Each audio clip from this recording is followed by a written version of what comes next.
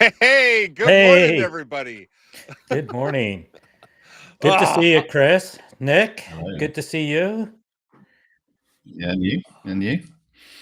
Yeah, I had to turn my speakers back up then because I couldn't hear you because that intro music is loud. Like We down like to up. wake everybody up with the intro music, right? I Yeah, it mean, definitely yeah, does that. you Yeah, got to build the energy. yeah, that's yeah, right. We've yeah. got Kratos, Kevin, and coffee going on this morning. So that always wakes people up every day, and apparently rock. So yeah. Excellent, Nice, excellent. nice. It's good to see everybody in the stream today. We've got a good turnout of a whole bunch of regulars, and if you're a Kratos BI regular, put a hashtag regular inside the chat so we can see all of our regulars here. And if you're new, post hashtag new. Maybe we got some new people that are joining us today. It'd be fantastic to see people who's all coming in and looking at learning more about data visualization. So excited to dive into that. There's a whole bunch of things that are coming up relatively soon. Want to first touch on that, everyone. The big thing is here, Microsoft FabCon is in 2 weeks. If you don't have tickets, there are still tickets available. There are, like, if you can all of a sudden go, there's all sorts of discount codes. They're still out there. Go ahead and register. If you think you're interested in going all of a sudden, and you can buy new tickets, this is new tickets only, email me. There's a buy one get one free I can connect you with. You Ooh, can't return old tickets and like trade it in and get new things. That's it's at least something, right? So, oh, look at all I the new people we got I know. I here. was I was thinking the same thing. I think I might correct your math a little bit though. I What's wouldn't that? say it's in 2 weeks. I mean, it. I know I'm flying out a week from Sunday, so it's Yeah, you're right. It's like 10 days from now. yeah, yeah. I mean, it's coming up a whole lot faster than you think. So Yeah, it's gonna Mhm. be crazy. yeah, and I will say, so also, Kevin and I are going to be live streaming from the conference hall. So if you're not going, stay tuned to this channel. We're going to be doing live reactions from people from like the keynote event, and we're going to be talking with people about sessions that they've seen, right? And so if you go and you see an amazing session, you want to come tell us about it, swing over by the Baker Tilly booth, like, we're going to be going live in rapid succession. No 10-minute like warm up. It's going to be like 60 seconds to live. So like turn your notifications on. Uh, be up there. Be be ready for this, because we're just going to be going live, and maybe even Christina will be there. Christina, are we going to see you hopefully in the chat? I sure hope so. I think Um, she is. I think she's going. I yeah, think I she's think she is speaking. too. Um, Maybe. I but should yeah, check so it. if you're at the conference, come join us and we'll go live.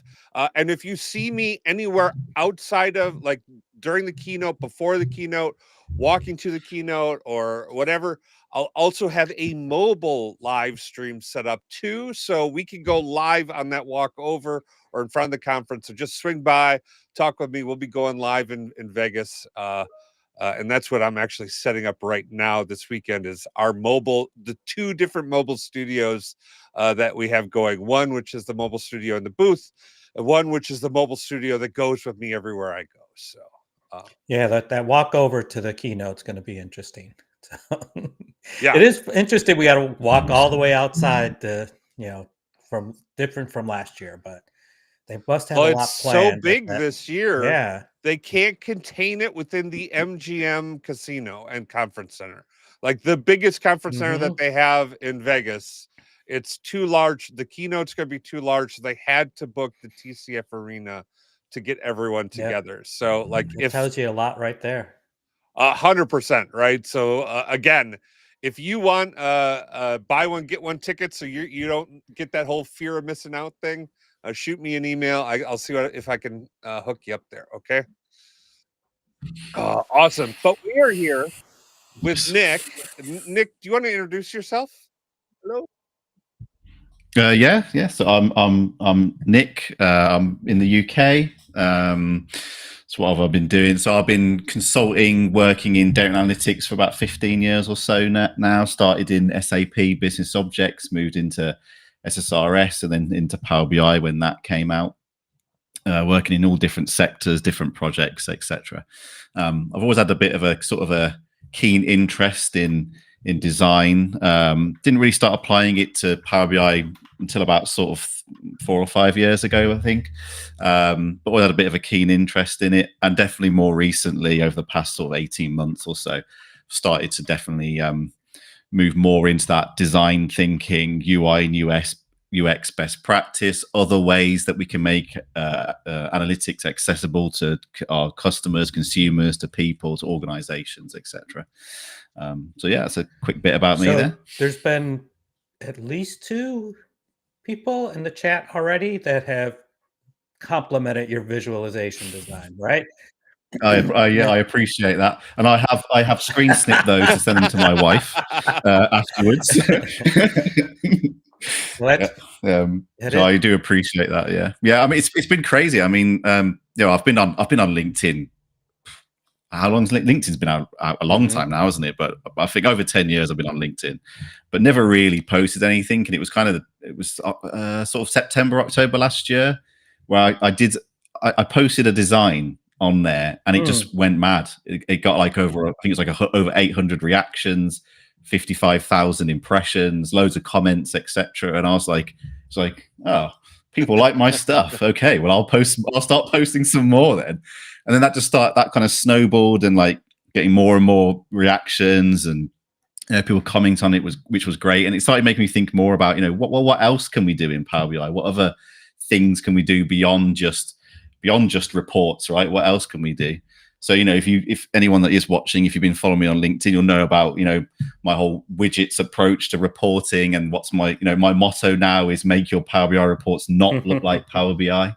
It's just been mad. I think, so October last year, I had like 3,000 followers on LinkedIn, but like 99% of those were probably recruiters, because that's what happens when your title is head of or something, or, you're a lead. So, but, now I'm pushing 20,000 followers now, over 5 million impressions. It's just been crazy. Yeah. That's great. Mad. So, yeah. Yeah, this is fantastic. And I'm jealous of everybody that's going to make it to FabCon Vegas. We did try to get my boss to stump up the cash to get us over there, but it was just it was too rich for his blood. So, but we've got FabCon Vienna in Europe, so I should be there. So if anyone is from Europe watching and you can get to FabCon Vienna, then I should be there. I can't remember. I think the call for speakers was open. Maybe it's even closed for that by now. I haven't followed the one on Vienna a whole lot, because I don't plan on being that way. Yeah, I'm not sure. Okay, yeah, I won't be speaking but you'll there, definitely be going over. Yeah, nice. I'll be there. Oh, fantastic. Yeah. Well, the reason I think I reached out, Nick, well, this goes back. We've been trying to make this work. We almost had you like a month and a half ago, because but then all of a sudden issues arose, and like things happen, right? And so like we had to like postpone, and we've been fighting to get you on, because you first some of your LinkedIn designs really caught our eye, and we were hearing from people like, wow, you should have Nick on. Would love to see more of what he does or how he does it, because people in the US are big fans of the work that you do, Nick, but they're not in Western England or Southwestern England, so they just can't pop into one of your user group meetings. And so like we've been trying to get you on.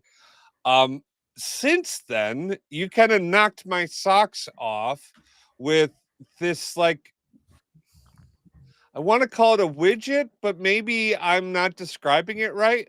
Can you describe this for us, and like, let's talk this through before we actually go over to your desktop and like explain to us like where this fits in and what this was for. So it's an idea that I've had for a while now. about 12 months or so, and I've discussed it with colleagues internally that have kind of development skills, and I've discussed it with my friends who work in the same space, etc. And it really, so the idea is about having visuals, analytics that are important to the user directly on their desktop. So analytics that's just in your workflow all the time, so you don't have to log into the Power BI service and go to the workspace and find the report, etc. And I've been consulting for a long time, and and working with organizations that use Power BI, and something that comes up now and then is people say to me like, well, that report's really good, but I only really care about a couple of visuals on that, or I have to go to this report and this report and this report to get what I want. And yes, you have the option to pin visuals to the Power BI, to dashboards within Power BI, but actually not many people do that, and so it's starting thinking about how do we make that analytics more accessible to people. What are the solutions? Chris has a whole zoo going on today. Like, the cat normally doesn't show up, and Dax doesn't normally move, but Dax has been moving in the lower corner. The cat decides to go after all the cables. So yeah, aren't you lucky, Nick? Yeah. Well, if you didn't know this was live, you know it now. Yeah. So he has discovered. I'm in my basement, right? Like, so I'm locked away. It allows me to like keep the lights consistent, but my cat's discovered the window wells, and like, if he sits in them, he's at like eye level with like the outside, and so like the hunter in him just loves it all day long, sitting in these window wells, like just out there watching the yard and stuff. So sorry for interrupting. Yeah, it's all right. It was fun. You didn't have to do it. But Nick, to kind of get you back on point, right? What I heard, right, is having these widgets and then on your desktop. So we're not talking Power BI desktop at this point.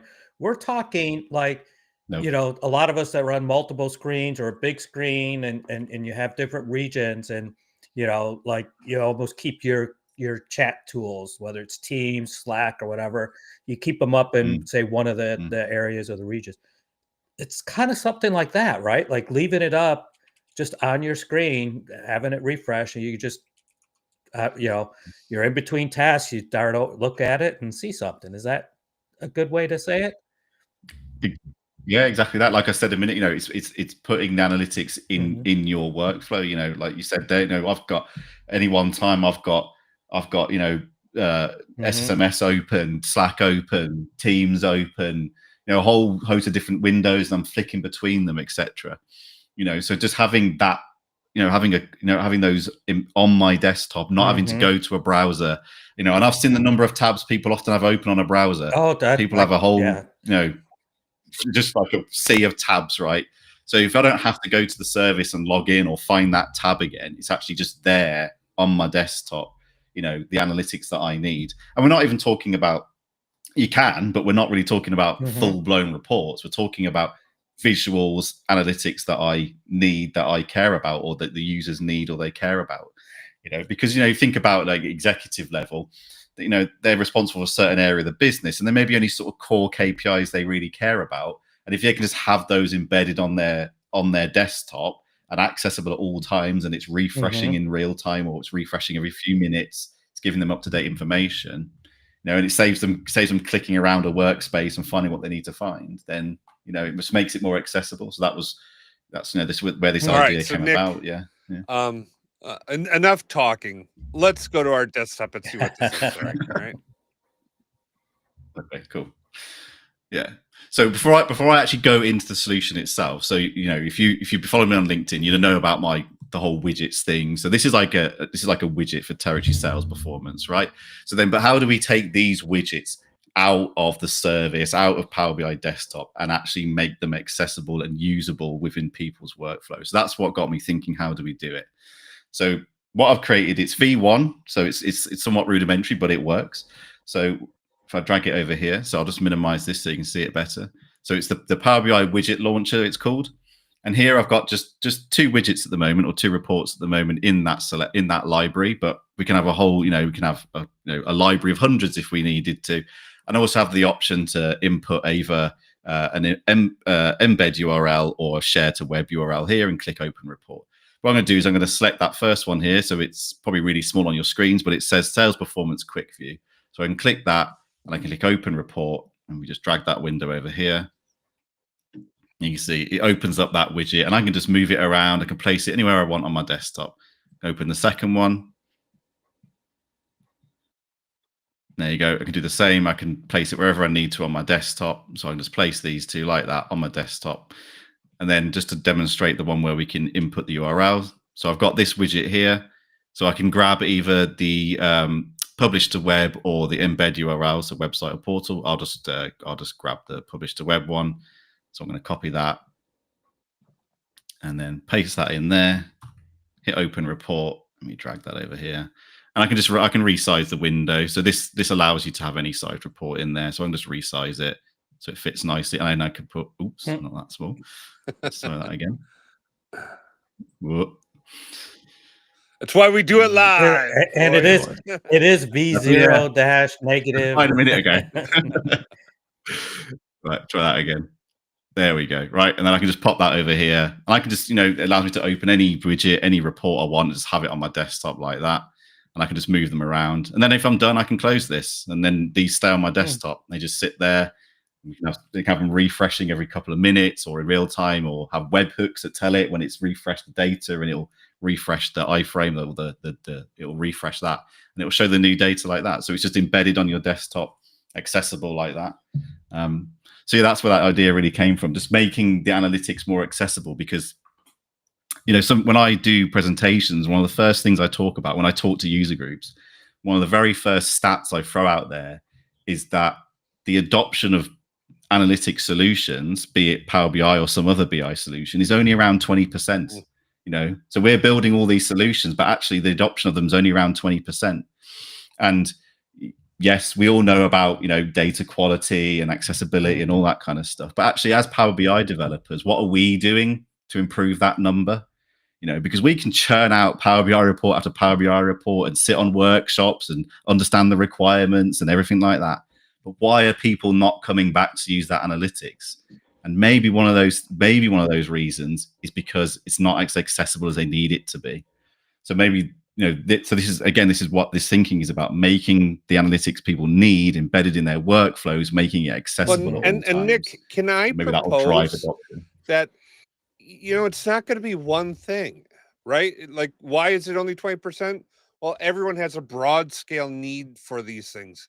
I think this is definitively a critical need that we need to have in order to gain that adoption, is this widget, this ability to pin these components directly into our desktop. And I can't tell you how much room I potentially have on my screen right now. I've got my live stream up, but I've got little spots on here I would 100% have, as Andy said, the quality of my data warehouse right now. The most recent failures on the loads or the load statuses, right? I would love to see what operationally is going on in my business, that I care about. And I would only imagine my business users would love to see that exact same type of thing, right? Like, if you think about sales, like, how many of your salespeople are making phone calls during the day, right? Like, how many are entering opportunities? How many are writing quotes or putting together sales, right? There's all sorts of things that, as an executive or even a manager or a people person, this type of thing could really change the way they work and operate. Like, exactly, yeah. You think about the organizations I work with in my full-time job at Columbus, the organizations I'm working with, manufacturing organizations, right? If I'm like, managing the shop floor, and I want to know, how many stop events are there happening every day? So, how often is my production line stopping because there's been errors or something? Like, what percent is that running at? What machines is it doing it? If I can just have that on my desktop, and I can know that information at the click of a button, instead of 10 clicks, I can do it in one click, or it's just there on my desktop. It's telling me that information all the time. yeah, just drives that adoption that's great. of it. So Yeah. we got a couple questions to kind of cover, and I'm not going to go in order because Christina asked a similar question that I was thinking about, and maybe you could see it on the screen there. Is you showed doing this with the URL from publish to web. When I first saw it, I kind of took that like, well, maybe you're just doing that as an example. Did you have to actually publish that to the web for that one? Okay, but we could. What you can use. So I just did Right. it for that example, but you can use the embed URLs. I heard. Yeah, and when you put that, it will ask you to log in, so it conforms to, it uses your RLS still. It uses all your security. That's what I thought. I thought that was, you did it that way just for demo ease, but the right way to do it is to use the embed one. You have the secure, everything like that. So so those first two visuals that I showed you, those were actually using the embed URLs. The reason it didn't come up with the login is because I've logged in already and I just clicked remember me. So that's why it didn't ask me to log in. Okay, so I wanted to get the security issue out of the way first. Also, Aaron asked, what is the progress chart widget? Right, you had a progress chart that had little bars on that. He was kind of interested in seeing how'd you do that? So this is a bit of a novel approach. So this is actually it's actually a stacked horizontal bar chart, and then what I've done is I've created transparent pill shapes. I've actually created those, so it's actually an image overlaid on top of the chart to give that pill effect. These sometimes get a bit contentious because people will argue this is not best practice. However, I think, we can all tell, we can all look at it and be like, yeah, that's 40%. It's about it's about driving the adoption, right? It's about UI and UX. It's making the experience, etc. So that's how it's done. Actually, after this, what I'll do is over the weekend, I'll share the PBIX for this one. So if you're watching and you want to grab the PBIX for this, I'll make it available on LinkedIn over the weekend. PBIX or PBIX? I guess you're a PBIX PBIX, guy, yeah. PBIX, yeah. I haven't heard that debate for a long time. Yeah. That's a fun one. Yeah.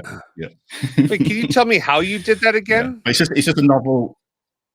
So it's a stacked horizontal bar, and then and then it's a transparent pill shape image over the top of it, and it's a novel way of doing that visual. So it's not a native visual. I've created that one.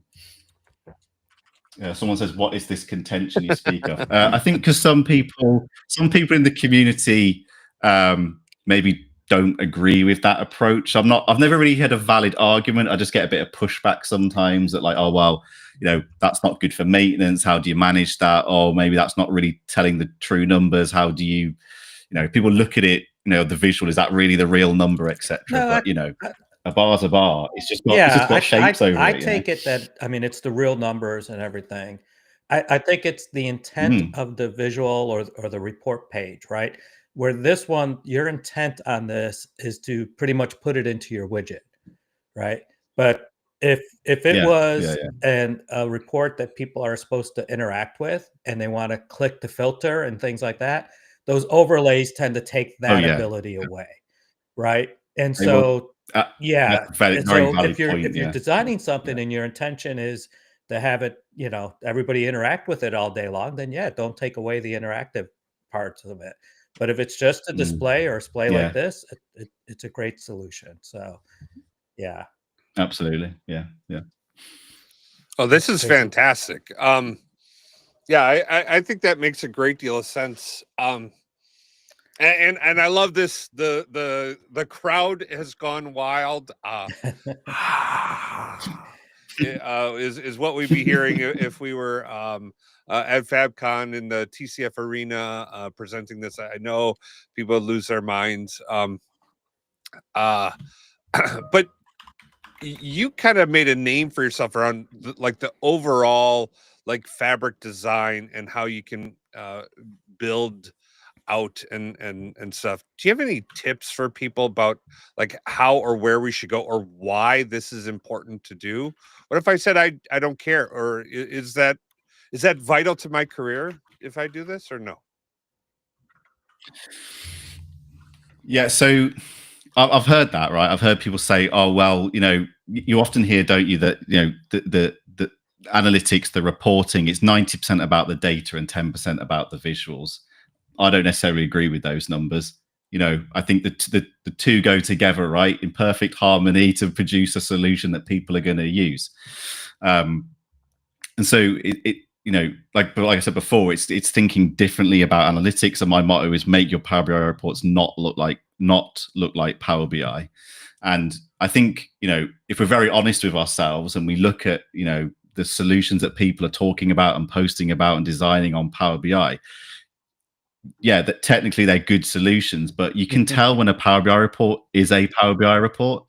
And I think in a world where we're seeing, you know, Gen AI becoming much better, and let's be honest, the market, as in the job market and the number of people that work in the Power BI space, become more and more competitive, you know, because Power BI is taking more and more market share every day. And with more and more market share become, you know, we're getting more and more Power BI certified individuals and more people with the experience to deliver these solutions. So it's becoming more and more competitive. So just to go back to like that generative AI point, you know, already, you know, you can go into Copilot or other generative AI solutions and other BI solutions. I think like ThoughtSpot, for example, have this kind of capability where you just type in a question and it will just produce some visuals for you. It will produce a couple of card visuals and some charts, you know, and people can get their answers like that. So not only are we competing with people in the market for Power BI positions and Power BI developer positions, you're also now competing with generative AI for a lot, or you're going to very soon start competing with generative AI for those positions. So you need to start thinking, how do you make yourself different? How do you make yourself stand out? And I think a big part of that is around, you know, the user experience, the user interface, because we are developing digital solutions here, right? And you think about, you know, digital commerce, e-commerce, websites, you know, like in the UK, right? I can go on, like my energy supplier is called British Gas. Okay, I can go onto the British Gas app, and it's got charts on there, it's got analytics on there, it tells me my usage, etc., etc. That's a digital solution. That's what we're doing. So we should be thinking with that mindset. And all those, you know, like that example there in e-commerce, etc. That's had decades long, you know, of UI and UX experts and all the psychology around that and what works, what makes people come back to consume that content time and time again. And that's what we should be thinking about Power BI. And to go back to that 20% adoption rate, you know, let's try this. You know, do we need to start thinking more about the user experience to get people coming back time and time again to use that analytics, you know, and get I think that's a great point, right? So I mean, not only are you competing with others in the field that are starting to come up with it, you know, that are kind of basic, but it's, so if your reports are just basic and AI could do the basic report, that's your competition, right? And if and Christina said a good point there. Like, if nobody looks at the reports you make, then your job is inherently at risk. Yeah, and to like pick up on the widgets thing there, right? And, you know, I was saying about, you know, people push back on what I do with the design sometimes. But if someone looks at the report and they go, oh, wow, or oh, that's nice, they're going to come back to it time and time again, right? You know, what is it? It's the aesthetic usability effect, which is one of the laws of UX. You know, it may be that the numbers are complete rubbish, but if it looks nice and it functions nice and it feels nice, people are going to come back and use it again. You probably don't want them to if the numbers are rubbish. Make sure your numbers are accurate, but they will come back to use it. Point. And I can't say that I've studied the UI UX part of it a whole lot. It sounds like you have, especially with you know, one of those laws that you just came out with. So how would people get started really to kind of, you know, get better at the UI UX? I mean, people sometimes you just, you know, you get to the point, I just got to throw this dashboard or this report out there. I'm just going to put the basics there, you know, and then they start seeing, oh, I could do things with SVGs. I could do things with these overlays that you're talking about. But you kind of got to back up and just even understand what makes something visually appealing. Where would you start for that? Yeah. So I've said this quite a bit as well, is that try to develop everything or as much as possible in Power BI itself. Now, I know people, they will use Figma and produce backgrounds in there, or they'll use SVGs or Deneb or Vega or Charticulator, for example. They'll produce stuff in there. Now, I try to develop everything as much as possible in Power BI. Now, one of the reasons for that is because being a consultant, working with different organizations, as soon as I say, oh yeah, I've built this in Deneb or Charticulator, or you're going to need to know Figma as well, that's like, whoa, we don't want to have to deal with that, because I'm in as a consultant to deliver something. They then just want to take it over and run with it. They don't want to have to worry about having Figma, expertise or Deneb expertise or whatever, right? So I tried to develop everything in Power BI itself. Now, Power BI it's not really a design tool, is it? But, when we're thinking about the designs we're going to do, think about the things you use in everyday. I forget what the law is now. It's like Jacob's law or something in the laws of UX is one of them. And it's about this idea that people spend more time on other applications and other websites than yours. So your application, your solution should look, feel, and function the same as the ones that people are using day in, day out, because that's what people are familiar with. Think about on websites where, where the filter button is, where menus are, where, links are, where how stuff's placed on a page, etc. Start thinking about that and how you can replicate that in Power BI. That kind of user interface that you see on a regular basis. Now, Nick, you mentioned something that I think is really important, and Anthony called it out. Like, hey, it is so much easier to work with native visuals in Power BI without all these custom visuals, without all this other extra stuff to minimize that. And that's been one of the things that I've, I'm one of those guys who's working in Power BI since the green icon where it was just in SharePoint, right? And so I've been on the journey. I've tried the custom visuals. I've had developers build the custom visuals. I've paid for custom visuals, right? I'm a monthly contributor to the Deneb project on GitHub, right? Like I see the value there, but it's taxing. And I mean, if I think of the investment to keep a visual or two up and running over the years, it's astronomical in comparison to the effort to get native visuals up and running. What types of tips would you have for people when it comes to leveraging the native visuals and the native components in Power BI to deliver that polished look and feel? Yeah, so it's definitely kind of like out the box thinking. So if we were to look at some of the widgets I've created, so I don't know if you can show my screen again. I sure can. I was just waiting for you to. Yeah. So let's take this one for example, right? So and I've got a few others I can show. But everybody loves a card visual, right? And then actually, I think the new well, it's not really new anymore, but it has new in brackets still, doesn't it? The new card visual. It's really good, right? I actually really like it. But but don't limit yourself to just using the standard approach, or use the native visuals, but don't do a standard approach like these. Like these are card visuals, right? But that's a rectangle background in white. And then that's a card visual. That's a line. That's a horizontal line chart, for example. Create your own card visual, And these things are not difficult to maintain. I think sometimes people look at them when I share these solutions, and it's got 6 or 7 elements, and they're like, "Oh my god, how do I maintain that?" Well, actually, 90% of that is static anyway. It's only this bit that you care about because that's the bit that's got the analytics in it. So all you're doing is maintaining that bit. So it's thinking a bit outside the box with it. About how you can create, different visuals using the native visual, but just in a slight, just put your own skew on it. Is do it in a slightly different way. Again, like this is a gauge chart, and I've created a transparent overlay on the top of it. Then we've got a bookmark navigator here, which allows me to switch between, the different numbers. So this is like a fictitious e-commerce store, for example, right? It allows me to do that. Again, this is just a rectangle shape that I've made white and put some nice curves on it. you know, and you can create these things really quickly. It took me about, you know, 15 minutes to create that, for example, you know. So it's just thinking outside the box with it, you know, and I think people sometimes get frustrated with, because it can sometimes with Power BI, because it can sometimes feel like, you know, the options for the user interface and user experience are a bit clunky maybe sometimes, but it's just, you know, it's getting into the weeds of those settings, and like, you know, if I adjust this, it's small little changes you can make, right? So actually, you know, is a 10% curve on the corners better than the 8 curve on the corners? How does that look, for example? Making sure that your spacing is uniform. You know, spacing can make a world of difference to your reports. You know, consistent spacing between all your visuals. It can take something from looking pretty down in the dumps to looking a lot more polished, you know? Yeah, totally agree.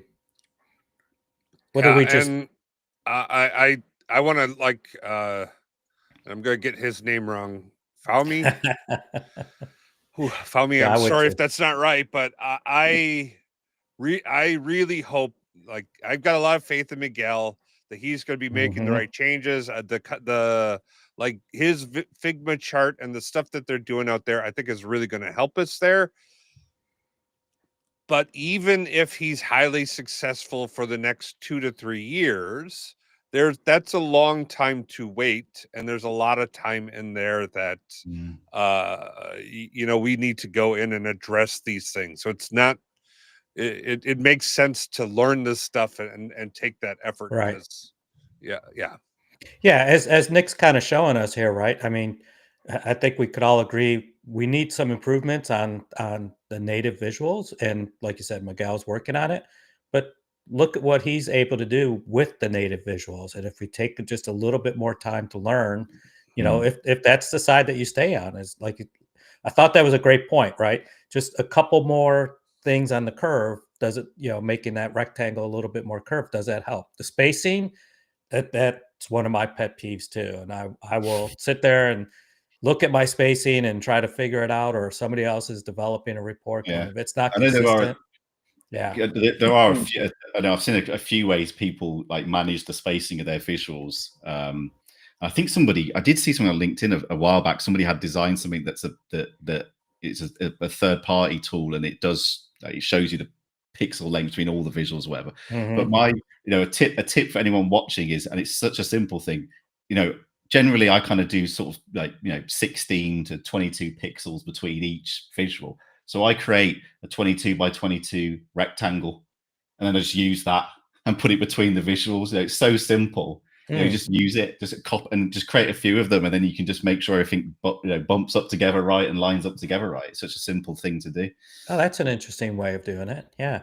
If you actually watch the video of working with data with Miguel, it's 2 hours, but like, he does a buttload of that, right? Like, and he'll have his whatever size little box you have, he'll then like extend it out and make it really long, so it's easy to like stick it into place and then snap everything onto it. And then you know, he'll create like headers and he'll create gutters for his report and say, okay, I want, you know, my gutters to be, you know, space between visuals is 22 in your case, but my gutters I want to be 44. So there's a bigger width over there. And same thing on my headers and my footers. And he does an amazing job at leveraging those things. And then he groups them and then toggles them on and off visually. So like,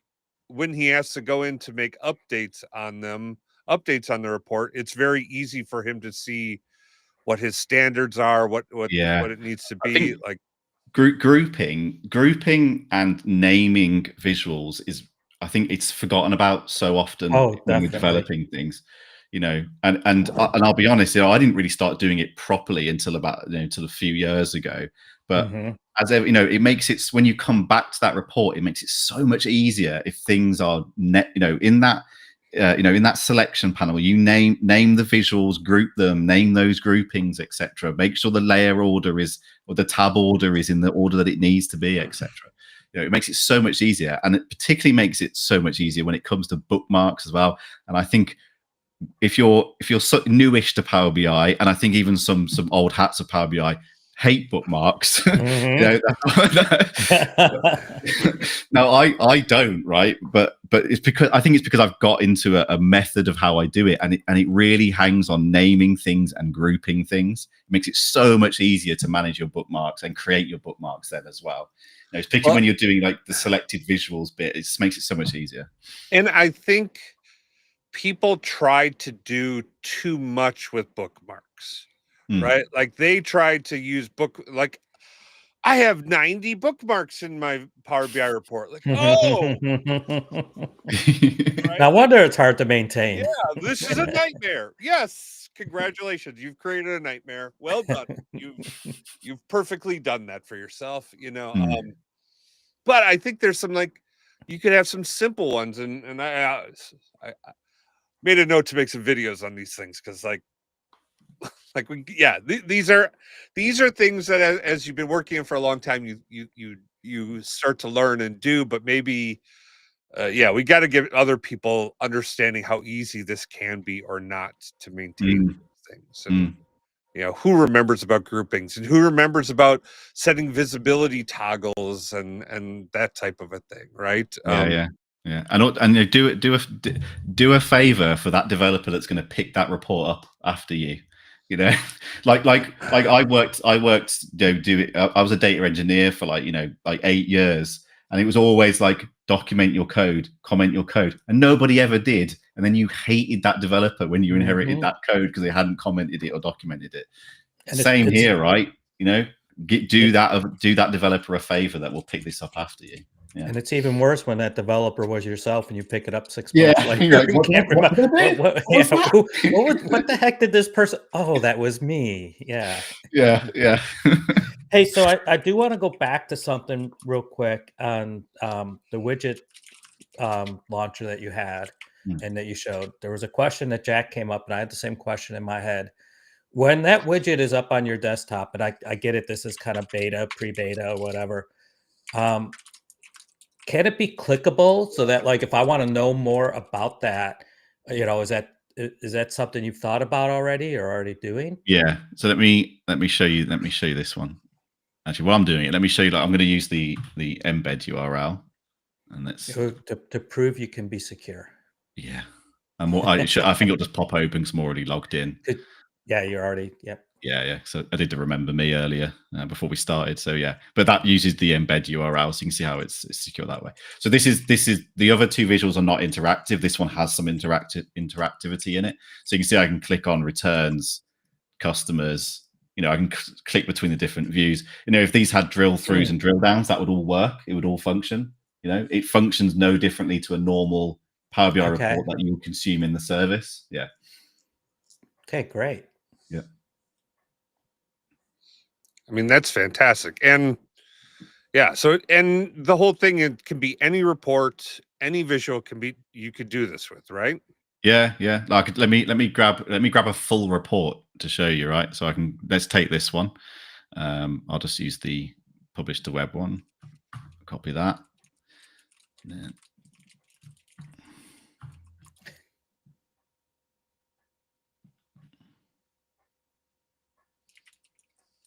there you go. That's our full. So that's report. Even showing all the pages and everything too. Yeah. Okay, because like you could do a design of your report that just have the one page, the one visual, and so then you have the different widgets come up, or you could. This is fabulous to see that you could put the entire report. You got the page tab down below. It'll work just like anything else, and it's pinned to your desktop. It's fantastic. Yeah. So yeah, is this available like a Git? How could I just do this? Okay, so it's a good time to play Take All My Money. Right. Yeah. Hold on, I do have that. Yeah. Shut up and take.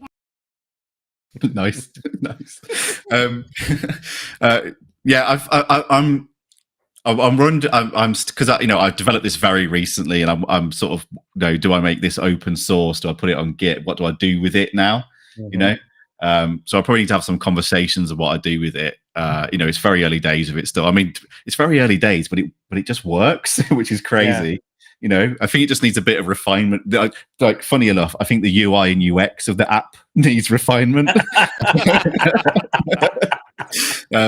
Of course. But so I'm sort of thinking about what I need to do with it now.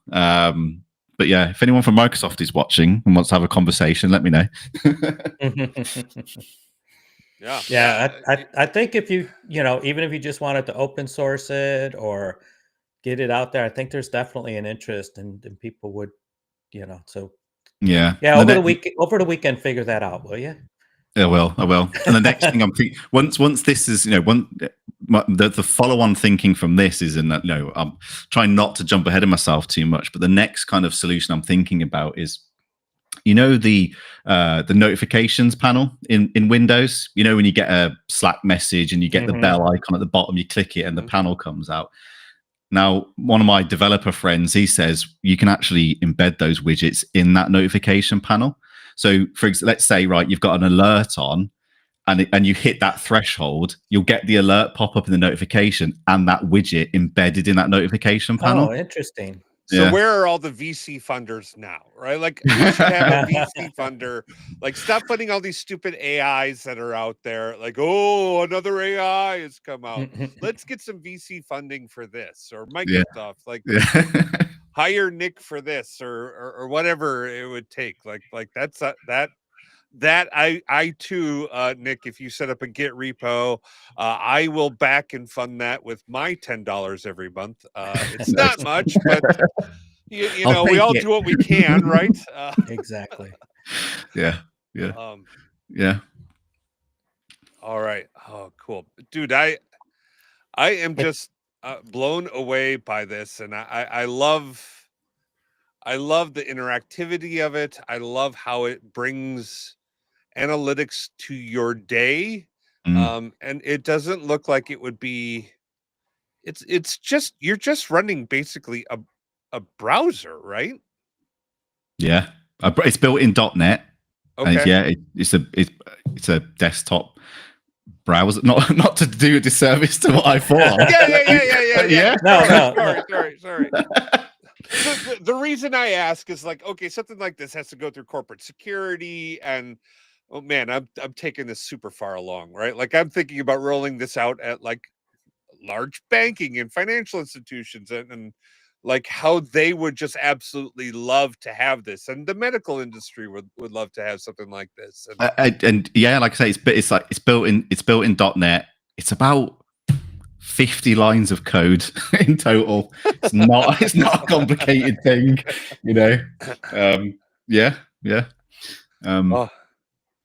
But I think one thing, because we're kind of we've got about 10 minutes left, haven't we? But I think something I'll add as well to anyone watching, especially if you're kind of new into Power BI and or you're thinking about what do I need to do differently, especially in the age of like I was saying about Gen AI and it becoming a more competitive market. And Chris, I don't know if you can just share my screen again. So what I was going to say is, like, I think try and have some fun with it, right? Not everything you create has to be like, what's the best way of putting it? Corporate.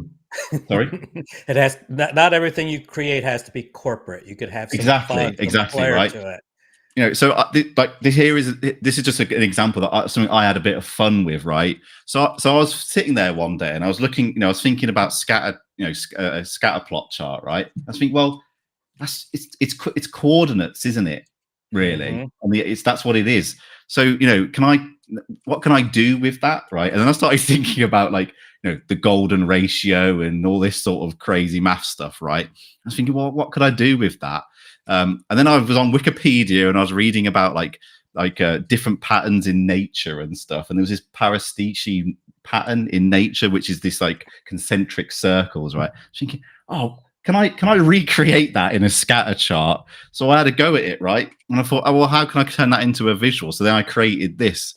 Okay, it may not be corporate, it may not be as functionally well as people want it to be, but you can see on the right hand side, in particular in the dark mode, you've got the groupings of sales, right? So on the outside, you've got group 3, and then in the middle you got group 2 and group 1 right in the middle.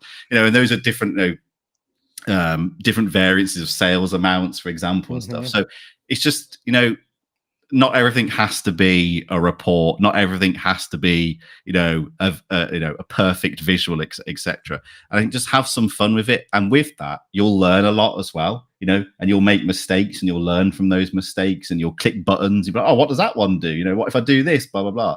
It's about just have a bit of fun with it, because it can be fun, and I had fun creating this one. I wouldn't give this to a customer because it's not really that useful, but it was cool to create that kind of shape and that visual in Power BI. Yeah. Yeah.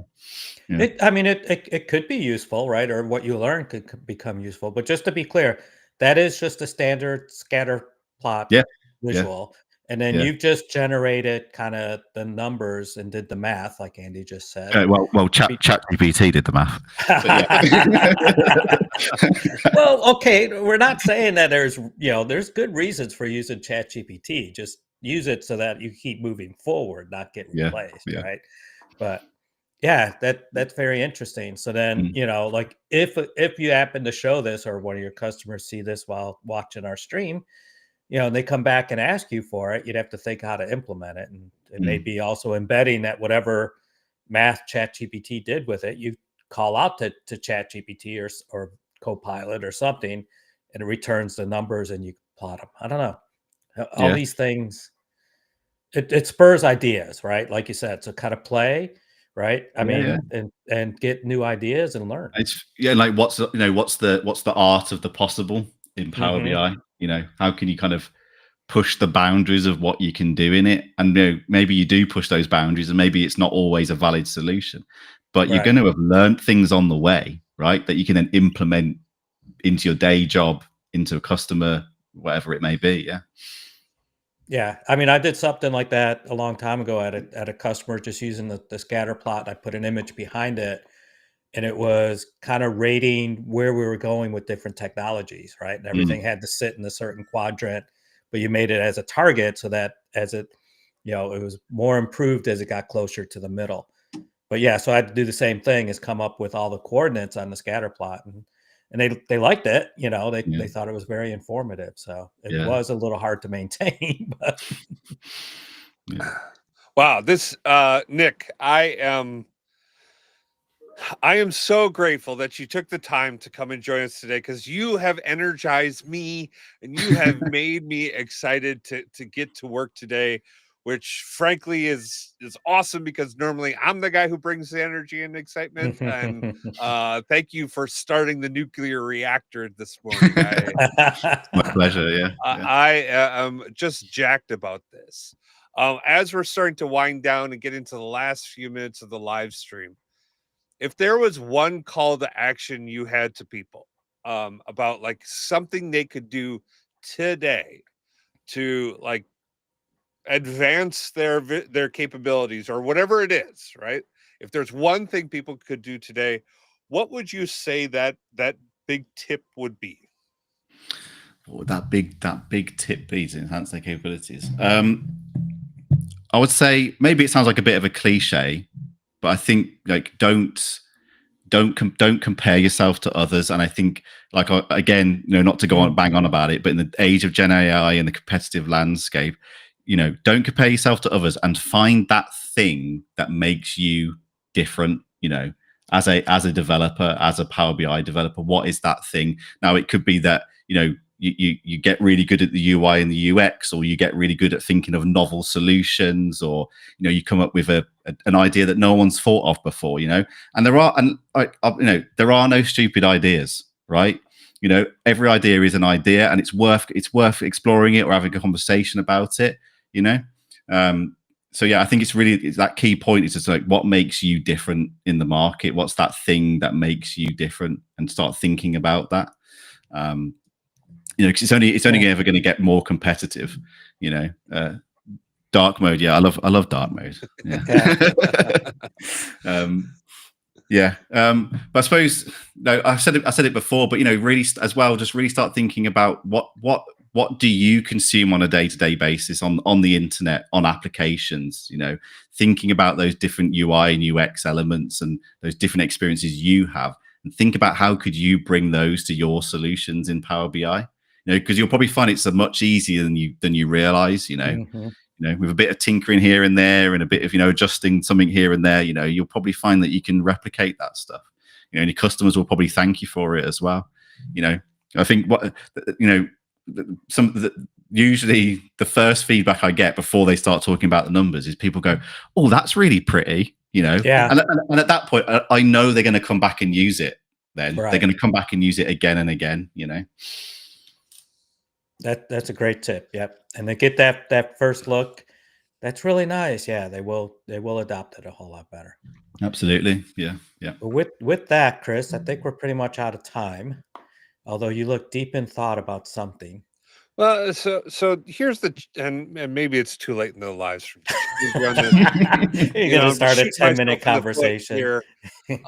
I've seen some beautiful reports that were useless, and I think we can't forget that as part of our design and build. Like, oh, hey, look how beautiful that flower is. I can't tell you what it means or how that would impact my day or whatever, right? And so I think that functionality has to go along with the design. Yeah. And I think just like the earlier statement, but even if things are misaligned and all over the board, right? Even if the numbers are great and it's telling you a whole lot and it's hard to read, it's hard to consume. Yeah. So there's got to be a balance between the two. But I had someone come into my comments on LinkedIn, and they were rather inflammatory comments on one of my LinkedIn posts, but I think that they misinterpreted what I was saying, but that led me to post another post a couple of days later to say that these things go hand in hand. The design, the data, the functionality, they all go hand in hand to drive adoption. And if you go through my LinkedIn post, you'll find it, because it's got all the different platforms and it's got a big heart around them. We're all in love here, right? We're all trying to solve this together, right? Right. They all go hand in hand, But you can have a beautiful report with loads of functionality. If the numbers are crap, people aren't going to use it. You can have all the numbers are accurate and telling you all the insights you could ever possibly want.